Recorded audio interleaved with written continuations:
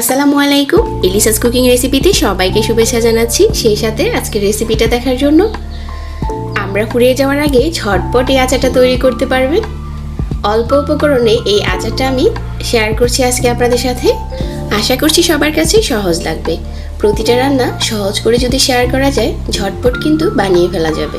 তো আজকের আচারটা তৈরি করার জন্য আমি এখানে 1 কেজি মতো আমড়া নিয়েছি। তো প্রথমে যেটা করতে হবে, আমড়ার খোসাগুলোকে ছাড়িয়ে নিতে হবে। আমি একটা পিলার দিয়ে আমড়ার খোসাটা ছাড়িয়ে নিচ্ছি। পিলার দিয়ে ছাড়ালে যেটা হবে, খোসাটা খুব সহজভাবে ছাড়ানো যাবে। চেষ্টা করছি যতটা সম্ভব খোসাটাকে পাতলা করে ছেলানোর জন্য। তো আমড়াগুলো কিন্তু এখন খোসাটা ছাড়ানো হয়ে গেছে। খোসাগুলো ছাড়িয়ে নেওয়ার পর একটা বাটিতে পর্যাপ্ত পরিমাণের পানি নিয়ে আমড়াগুলোকে ধুয়ে নিতে হবে। এই কাজটা করতে হবে কারণ আমড়ার গায়ে খোসা ছাড়ানোর পর প্রচুর কষ থাকে, এই কষটা যাতে চলে যায়। হাত দিয়ে খুব ভালো করে কষলিয়ে ধুয়ে নিতে হবে। তো আমড়াগুলো এখন ধোয়া হয়ে গেছে। তারপর এখান থেকে একটা আমড়া নিয়ে আমি এইভাবে করে ঘুরিয়ে ছুরি দিয়ে পুরোটা পাশ কেটে নিচ্ছি। এটা করলে আমড়ার গায়ে মশলাগুলো খুব ভালো করে ঢুকে যাবে, যেহেতু আমড়াগুলো আমি আস্ত আচার করব।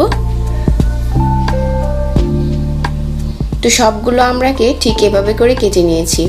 তারপর এখানে দিয়ে দিচ্ছি 1 চামচ মরিচের গুঁড়া, 1/2 চামচ দিয়ে দিচ্ছি হলুদের গুঁড়া, পরিমাণ মতো লবণ দিয়ে দিচ্ছি।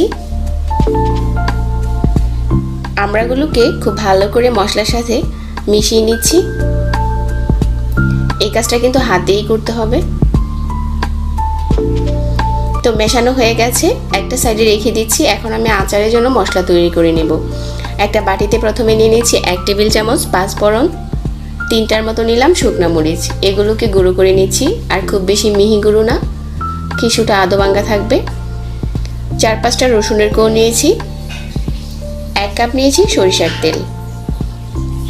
তো আচারটা তো এখন তৈরি করে নেব। প্রথমে চুলায় একটা প্যানে সরিষার তেলটা ঢেলে দিলাম।